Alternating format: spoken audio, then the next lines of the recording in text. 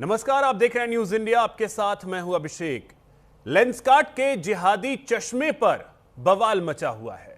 Lenskart का dress code विवाद थमने का नाम नहीं ले रहा। मुंबई के स्टोर में उस वक्त हंगामा मच गया जब नाजिया इलाही खान वहां पहुंची और स्टाफ के साथ तीखी बहस हो गई।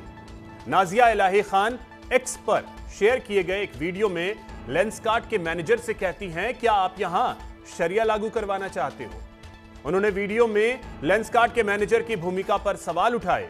उन्होंने आरोप लगाया कि कंपनी में हिंदू कर्मचारियों को तिलक और कलावा जैसे धार्मिक प्रतीक पहनने से रोका जा रहा है। वीडियो में नाजिया इलाही खान स्टोर में घूमते हुए हिंदू कर्मचारियों के माथे पर तिलक लगाते हुए भी दिख रही हैं। नाजिया का दावा है कि कार्यस्थल पर हिंदू रीति रिवाजों को दबाने की कोशिश हो रही है। सवाल यह कि क्या लेंसकार्ट आखिर चाहता क्या है? कलावा, तिलक, जेन्यू, तुलसी माला और रुद्राक्ष नहीं यूज कर सकता यहाँ का स्टाफ, लेकिन हिजाब यूज कर सकता है। तो क्या मतलब है, शरिया लागू करवाना है क्या? मुंबई के अंधेरी में बीजेपी अल्पसंख्यक मोर्चे की नेता नाजिया इलाही खान लेंसकार्ट के एक आउटलेट पहुंची।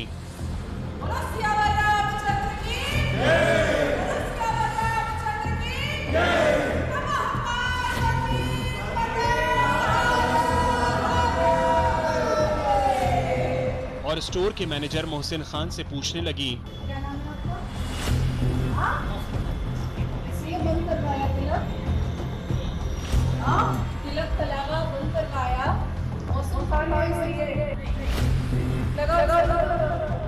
कि हिंदू कर्मचारियों को बिंदी, तिलक और कलावा पहनने से क्यों मना किया। हमारा जो एड चल रहा है, ये लेंसकार्ट का एक एड निकला है जिसमें साफ लिखा हुआ है कि कलावा, तिलक, जेन्यू, तुलसी माला और रुद्राक्ष नहीं यूज कर सकता यहाँ का स्टाफ, लेकिन हिजाब यूज कर सकता है। तो क्या मतलब है, शरिया लागू करवाना है क्या? इतना ही नहीं, कर्मचारियों के माथे पर तिलक भी लगाया गया। मैं तो मुस्लिम हूँ, लीजिए, मैंने भी लगाया।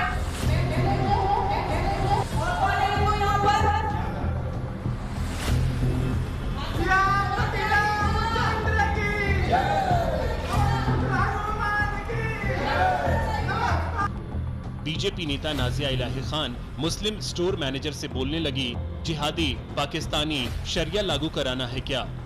मोहसिन खान है ये अपना नमाज छोड़ता है क्या? ये अपना रोजा छोड़ता है क्या? ये अपने इस्लाम से कोई भी कॉम्प्रोमाइज करता है क्या? आप क्यों कर रहे हैं? आप क्यों करेंगे? लगा दिया जाएगा, आप चेक किया जाएगा दोबारा। तो इस वक्त खुद नाजिया इलाही खान हमारे साथ जुड़ रही हैं। नेता हैं बीजेपी अल्पसंख्यक मोर्चा की। नाजिया जी, बहुत स्वागत आपका न्यूज इंडिया पर।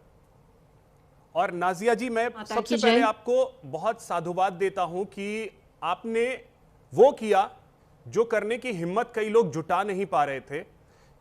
सबसे पहले तो जानना ये चाहेंगे कि स्टोर पे आप कई स्टोर पे गई, क्या आपने देखा क्या? क्योंकि ये सवाल बहुत बड़ा है कि आखिर क्या दिक्कत है लोगों को। सबसे पहले मैं एक चीज क्लियर कर दूं कि मैंने मोहसिन खान को जिहादी बिल्कुल नहीं बोला है, पाकिस्तानी बिल्कुल नहीं बोला है। मैंने बेटा करके बात किया है उससे, बहुत प्यार से। और अगर मोहसिन खान से उससे पूछा भी जाएगा तो वो कहेगा कि मैंने बहुत प्यार से बात की और मैंने उसको तिलक भी नहीं लगाया, क्योंकि इस्लाम में, मैं खुद मुसलमान हूं, मुझे पता है कि इस्लामिक तरीके से तिलक हराम होता है, कलावा हराम होता है। तो मैंने इस चीज का पूरा ख्याल रखा है। अच्छा, दूसरी बात आती है कि मैं कई स्टोर में गई जिसमें मैंने एक चीज देखी कि जो लोग 10 क्लास पास हैं वो लेंसकार्ट शोरूम के मैनेजर हैं, और जिनके पास, जिस हिंदू के पास ग्रेजुएशन की डिग्री है, वो 10 क्लास पास वाले मुसलमान के नीचे काम कर रहा है, वो मैनेजर नहीं बन रहा है। तो ये मुझे बहुत ऑब्नॉक्शियस लगा कि जो जिसकी डिग्री ज्यादा है और उसका पाप सिर्फ इतना है कि वो हिंदू है, इसलिए वो 10 क्लास वाले मुसलमान के नीचे काम करेगा। आप सोचिए कि कितना बड़ा रिलीजियस डिस्क्रिमिनेशन हो रहा है। देश का संविधान ना मुसलमान को मस्जिद के अंदर नमाज पढ़ने से रोकता है, ना करबला जाने से रोकता है, ना कब्रिस्तान जाने से रोकता है। तो फिर ये देश का कौन सा संविधान है? और लेंसकार्ट का जो मालिक है वो अपने आप को कौन से न्यायपालिका का जज समझ रहा है, या कौन सा नए देश को बना करके वो अपने आप को प्रधानमंत्री समझ रहा है, जो वो हिंदुओं की धार्मिक चीजों को आघात पहुंचा रहा है? आप सोचिए कि एक हिंदू विवाहित महिला के लिए सिंदूर और मंगलसूत्र कितना महत्वपूर्ण होता है, और वो महत्वपूर्ण विवाह की और सुहागन की निशानी को वो कहता है अपने ट्रेनिंग में कि तुम इसको उतार करके आओ। हम इस देश में, भारत देश में सबसे ज्यादा हिंदू मेजॉरिटी है, 120 करोड़ से अधिकतर हिंदू हैं, और इस हिंदू मेजॉरिटी के देश में आज हमें लड़ना पड़ रहा है अपने अधिकार के लिए, अपनी पहचान के लिए, अपने गौरव के लिए, अपने मान सम्मान के लिए। क्यों लड़ना पड़ेगा? मैं एक वकील हूं, मैंने रुद्राक्ष पहना हुआ है, क्या अनकॉन्स्टिट्यूशनल है? आप स्टूडियो में आए हैं, आपके हाथ में अगर कलावा है, इज दिस अनकॉन्स्टिट्यूशनल? मेरे ऊपर क्वेश्चन मार्क या मेरे ऊपर कोई भी अभद्र टिप्पणियां तब की जाती जब मैंने मोहसिन खान के इस्लामिक रूल को आघात पहुंचाया होता। मैंने मोहसिन खान वहां पर खड़ा था, लेकिन मैंने मोहसिन खान को तिलक नहीं लगाया, मैंने नाम ले करके, नाम पूछ करके हिंदुओं को तिलक वो लगाया। वीडियो में भी नाजिया जी दिख रहा है। मैं एक चीज ये समझना चाहूंगा कि देखिए, ये कोई स्टोर पे अपने हिसाब से चीजें नहीं की गई हैं, ये कंपनी ने बोला है, ये कंपनी ने बोला है, और कंपनी इतनी बड़ी है, आपको क्या लगता है इसके पीछे मंशा क्या? क्योंकि पीयूष बंसल जो खुद इसके सीईओ भी हैं और फाउंडर भी हैं, वो भी एक तरीके से चुप ही रह जाते हैं, बोल देते हैं कि पुरानी बातें हैं। मंशा क्या आपको लगती है? देखिए, आज अगर ये चीजें कल से इतनी वायरल ना हुई होती और मैंने ये स्टेप ना लिया होता, तो शायद आज पीयूष बंसल का ये माफीनामा भी ना आया होता। अभी कुछ घंटे पहले पीयूष बंसल का माफीनामा आया है, वो कभी माफी नहीं मांगता। दूसरी बात है कि माफी काफी नहीं है। आखिर पीयूष बंसल के दिमाग में ये खुराफात आया क्यों? आखिर पीयूष बंसल ने ये रिलीजियस डिस्क्रिमिनेशन किया क्यों? आखिर पीयूष बंसल संविधान के हमारे रिलीजियस अधिकार का हनन उसने किया ही क्यों?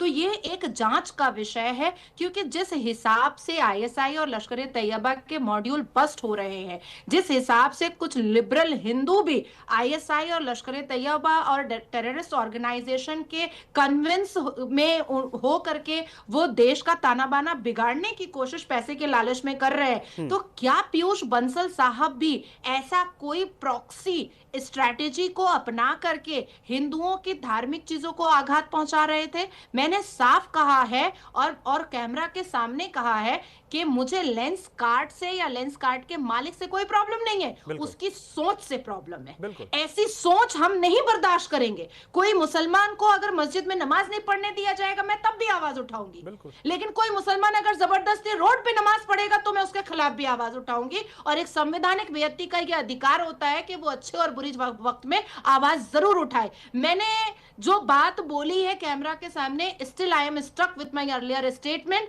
कि पीयूष बंसल की माफी मेरे लिए काफी नहीं है। मुझे ऐसा लगता है कि पीयूष बंसल का कुछ न कुछ कनेक्शन पाकिस्तानी टेररिज्म ऑर्गेनाइजेशन से है, तभी उन्होंने इतना बड़ा बखेड़ा हिंदुओं के खिलाफ खड़ा किया है। बिल्कुल। तो अब आगे आपका क्या एक्शन होगा? क्योंकि जैसा आपने कहा कि सिर्फ माफीनामे से चीजें नहीं चलेंगी, और जो मैसेज एक दिया गया है पीयूष बंसल की इस कंपनी की तरफ से, तो 1 स्टोर 2 स्टोर 10 स्टोर तक आपने अगर घूम करके ये चीजें कर ली, लेकिन सैकड़ों स्टोर हैं, हजारों स्टोर हैं, वहां तो अभी चीजें चल ही रही हैं ऐसे ही। मैं 72 घंटे का वेट कर रही हूं। 72 घंटे में अप्रोप्रिएट तरीके से अगर राज्य की सरकार और देश की सरकार के जितनी भी सुरक्षा एजेंसी है, अगर वो सक्रिय हो जाते हैं और वो कार्रवाई। चलिए नाजिया जी, बहुत शुक्रिया आपका, आपने समय निकाला और जो आपने स्टेप उठाया है उसके लिए मैं आपको साधुवाद देता हूं। बहुत बहुत शुक्रिया आपका हमारे साथ जुड़ने के लिए और बातचीत करने के लिए।